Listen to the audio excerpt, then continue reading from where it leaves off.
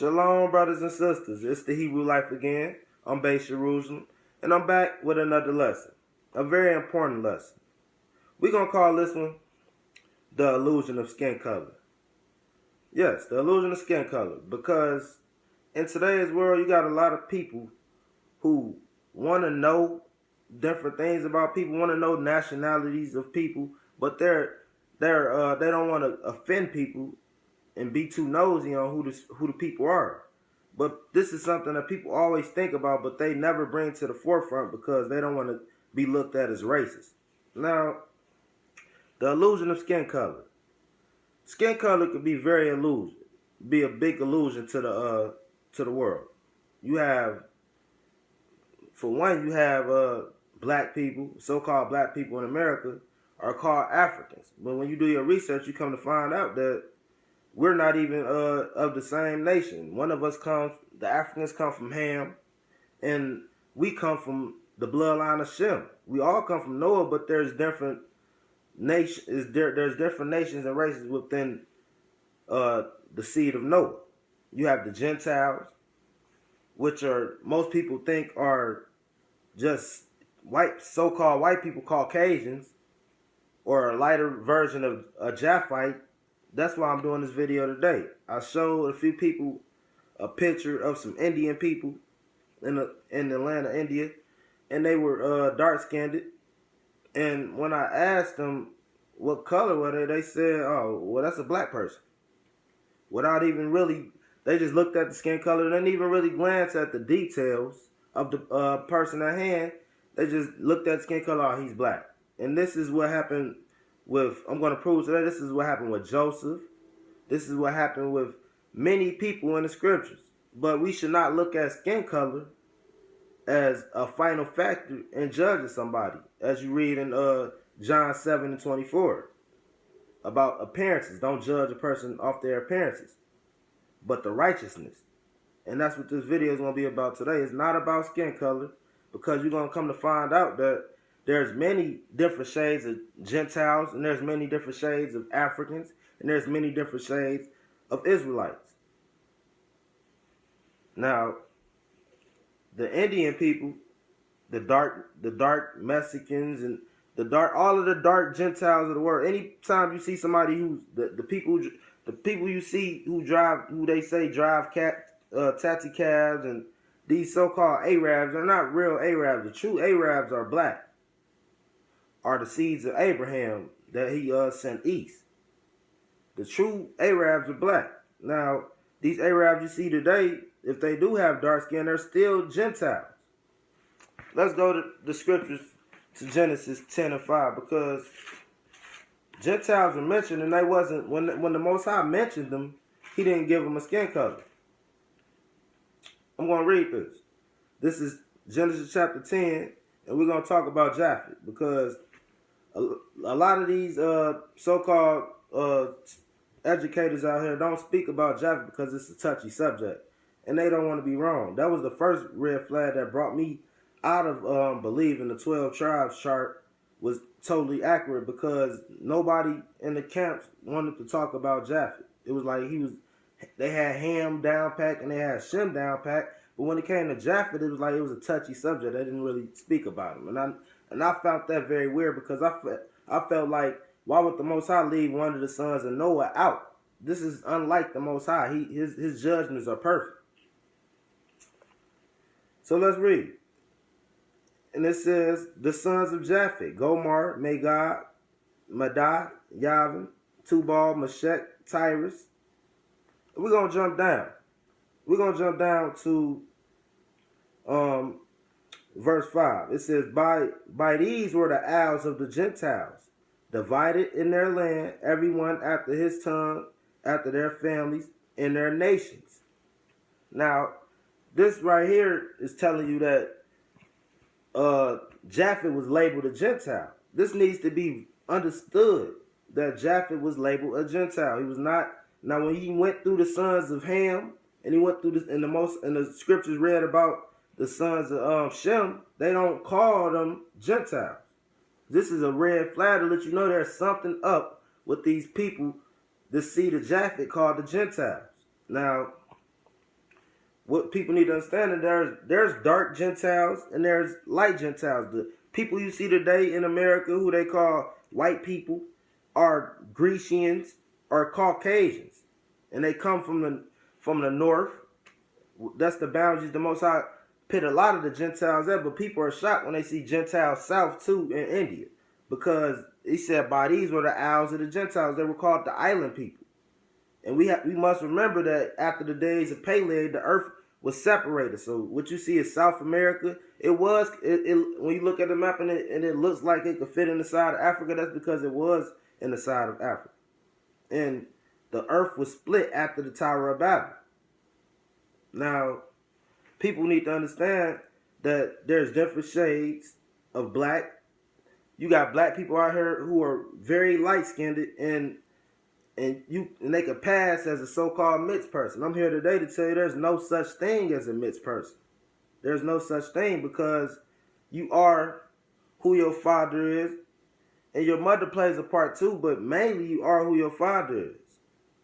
And that could be explained if you look at if anybody watches TV, the TV show Sister Sister with Tia and Tamara Murray. That their father is that I know these women look like they're light-skinned black women. But this is why I'm doing this video. These women are Gentiles. Yes. The sisters the girl you see on the show, The Real, and they've been in Disney Channel movies and they have a very successful acting career. But if you look at the pictures, look up the pictures of their parents, their father is a Gentile man, a Caucasian looking man, and their mother is a Israelite. But they can pass as an Israelite because you wouldn't know, because they're different shades of Gentiles and they're different shades of Israelites. One of my favorite boxers, his name is Andre Ward. His father is a so-called Gentile and his mother is an Israelite, but he will pass as a black person. He looks too black to be with the whites, and some black people might not accept him too, but he looks more of a black person than a Gentile.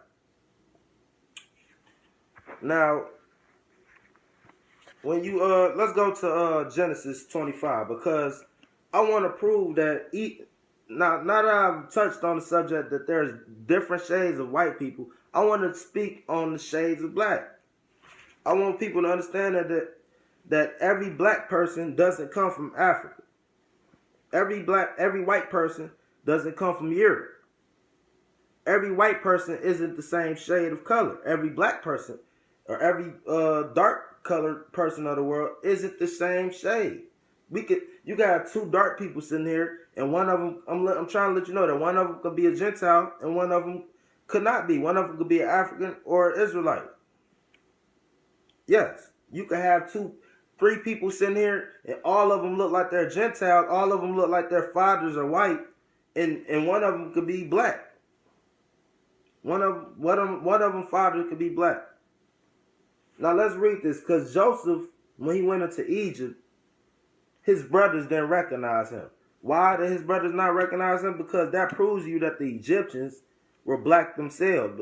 They sold their brother. Their brother ended up in Egypt. They came to get corn because of the famine in the land. Jacob sent them to get food in the land of Egypt. And they didn't even recognize their own brother. That proves you that the Africans, the Egyptians, and the Israelites, or the so-called African Americans, look similar. We already found this out with Moses later down the line in Yeshua. That we ran to the hills of Africa. That's because we look like the Africans. And it would be hard, and we still have brothers over there today who never got took on the slave ship, but are still in captivity, still being oppressed over there because of who they are. Now, let's read this. Genesis 25. I'm sorry. Genesis 42, people. 42 and 8.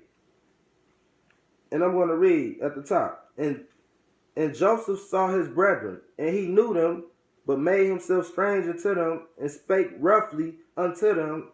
And he said unto them, Whence come ye? And they say, From the land of Canaan to buy food. And Joseph knew his brothers, but they knew him not. Right there, his brothers did not recognize him. Now this is his brother. Now you would think if you sold your brother or your sister, somebody who you grew up with, somebody who you love dearly, seen on a day in and day out level, that you would know them and you would recognize them when you seen them. Knowing that you sold them, and you know these brothers, you know all these brothers was looking for Joseph, hoping and wishing that he was alive somehow so it wouldn't completely break Jacob's heart. So you know these brothers was looking for for Joseph. You know they was looking for Joseph. And they didn't even recognize him. He's right in front of their face. Wow, that shows you. And he was the king. Let's go up and read what power Joseph had. At verse 6, Joseph was the governor over the land, and it was all sold unto all the people of the land. And Joseph's brethren came and bowed themselves before him with their faces to the earth. Now these brothers that bowed to him, they don't even know this is their younger brother Joseph, who they sold in captivity years ago. Now we gonna to clarify the skin color thing, because I want to do a part 2 to this, but it might not be neat. But we gonna continue to talk about this skin color thing. We're gonna go into the book of Enoch and into chapter 106 of the book of Enoch, because Noah was a so-called albino, and he had a skin color problem too. And most people don't know this, that our forefather Noah had a certain type of skin color. He was not black. He was not black. Now let's read. And after some days, my son Methuselah took a wife for his son Lamech, and she became pregnant by him and bore a son. And his body was white as snow and red as a blooming of a rose. And his head and the hairs of his head were long, and his long locks were white as wool, and his eyes were beautiful. Let's stop right there. This is why the elites then took out the book of Enoch. This is why a lot of camps, a lot of cultures stem away from the book of Enoch, because the book of Enoch tells you that Noah was white. Now let's see how everybody reacted to this, because depending on how everybody reacts to this is gonna let you know if they're used to seeing somebody come out with these characteristics. And when he opened his eyes, he lit up the whole house like the sun, and the whole house was very bright. And thereupon he arose in the hands of the midwife and opened his mouth and conversed with the Elohim of righteousness. And his father Lamech was afraid of him and fled and came to his father Methuselah. And he said unto him, I have begotten a strange son. Let's see what's strange, because already strange that this child is standing up speaking to the Elohim of righteousness. Now let's see what else is strange about this son, because if this skin color on this son is strange, that should let you know that everybody from Adam on up until this point was black. So it shouldn't be a shocking when you see Gentiles of lighter skins in the world today, because it happened before. There's nothing new under the sun. So all these videos about white people being of another race and another species and all this foolery, you could throw it in the garbage. Let's read. And he said, I've begotten a strange son, diverse and unlike men, resembling the sons of God of heaven. And his nature is different, and he is not like us. And his eyes are as rays of sun, and his countenance is glorious. And it seems to me that he is not sprung up from me, but from the angels.